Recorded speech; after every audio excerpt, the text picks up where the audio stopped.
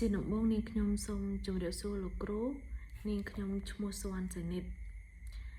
សម្រាប់ថ្ងៃនេះដែរនាងខ្ញុំបានអានមេរៀនទី2ការវិតម្លៃក្នុងថ្នាក់រៀននិងតួនាទីការវិតម្លៃក្នុងការបង្រៀននិងការរៀនសម្រាប់មេរៀននេះដែរនាងខ្ញុំបានអានរួចរាល់ចំនួន3ដងនិងធ្វើការសង្ខេបនៃមេរៀនទី2នេះមាតិកាសេចក្តីផ្ដើម2កត្តាសំខាន់ដែលជះឥទ្ធិពលលើការវិតម្លៃក្នុងថ្នាក់រៀន3ធាតុផ្សំនៃការវិតម្លៃក្នុងថ្នាក់រៀនកត្តាសំខាន់ដែលជះឥទ្ធិពលលើការវិតម្លៃក្នុងថ្នាក់រៀន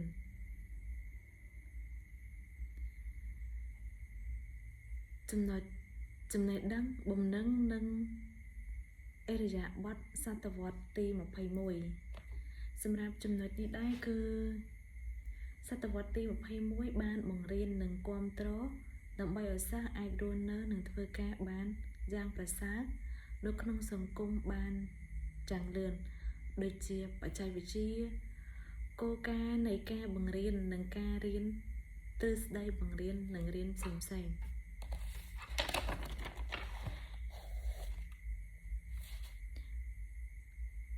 ជាសកម្មភាពសម្រាប់ចំណុចនេះគឺជាសកម្មភាពទំនាក់ទំនងគ្រូនិងសកម្មភាពសិស្សដែលគ្រូជាអ្នកដាក់បញ្ហានិងសម្របសម្រួលសិស្សជាអ្នកធ្វើសកម្មភាពដោះស្រាយបញ្ហាដើម្បីចាប់យកចំណេះដឹងនិងបំណឹងអរិយាបថការអប់រំតាមប្រព័ន្ធស្តង់ដារការប្រឡងថ្នាក់ជាតិនានាអក្ខរកម្មផ្នែកទិន្នន័យ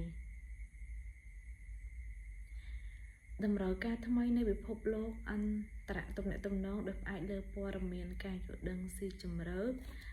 នៃបញ្ញត្តិបំណឹងពុទ្ធិដូចជាការដោះស្រាយបញ្ហាសម្រាប់ការគិតដោយការពិចារណាបំណឹងទំនាក់ទំនងប្រកបដោយប្រសិទ្ធភាព 2.1 តម្រូវការថ្មីនៃពិភពលោក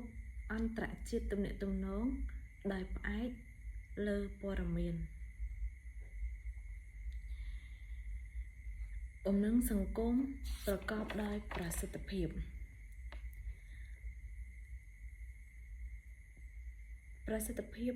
ជាជំនាញដែលសំខាន់ដែលជួយមនុស្សអាចរស់នៅធ្វើការនិងទំនាក់ទំនងជាមួយអ្នកដទៃបានយ៉ាងល្អមានប្រសិទ្ធភាពមានការគោរពនិងសមរម្យការយល់ដឹងនិងទស្សនៈសកល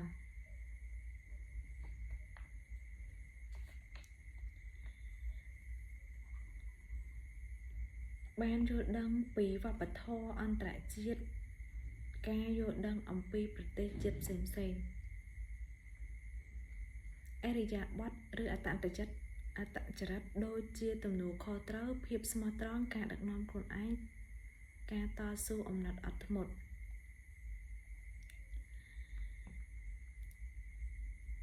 គោលការណ៍នៃការសិក្សាសង្គមនិងពុទ្ធិនិងការលើកទឹកចិត្តទ្រឹស្ដីពុទ្ធិជាទ្រឹស្ដីដែលពន្យល់អំពីរបៀបមនុស្សមានសមត្ថភាពគិតសិក្សាដោះស្រាយបញ្ហានិងបង្កើតអ្វីដែលថ្មីបំណឹងការគិតសម្រាប់សិស្សនៅសតវត្សទី21ដែលជួយឲ្យសិស្សវិភាគការដោះស្រាយបញ្ហាច្នៃប្រឌិតបង្កើតគំនិតនៅអ្វីដែលថ្មីការលើកទឹកចិត្តគឺជាសកម្មភាពមួយយ៉ាងសំខាន់មិនថានៅក្នុងវិស័យការងារឬក៏វិស័យការសិក្សាជាពិសេសការងារដឹកនាំការគ្រប់គ្រងរបស់នាយកនាយិកាសាលាការបង្រៀនរបស់គ្រូនិងការសិក្សារបស់សិស្សសុទ្ធតែត្រូវការលើកទឹកចិត្តជាចាំបាច់ព្រោះវាជាប្រការសំខាន់មិនអាចខ្វះបានក្នុងការជំរុញមនុស្សឲ្យសកម្មក្នុងការបំពេញកិច្ចការសព្វសារពើ ឲ្យដល់ទិសដៅប្រកបដោយលទ្ធផលខ្ពស់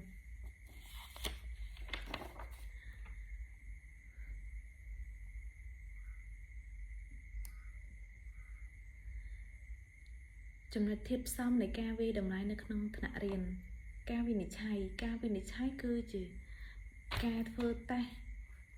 កិច្ចការដែលដាក់ឲ្យអនុវត្តសកម្មភាពនៅក្នុងថ្នាក់និងការសង្កេតទៅលើអិរិយាបថការដាក់ពិន្ទុគឺការកំណត់លទ្ធផលច្បាស់លាស់ផ្ដល់របាយការណ៍ទៅដល់ឪពុកម្ដាយបង្ហាញលទ្ធផលស្តង់ដារពិតប្រាកដជាក់ស្ដែង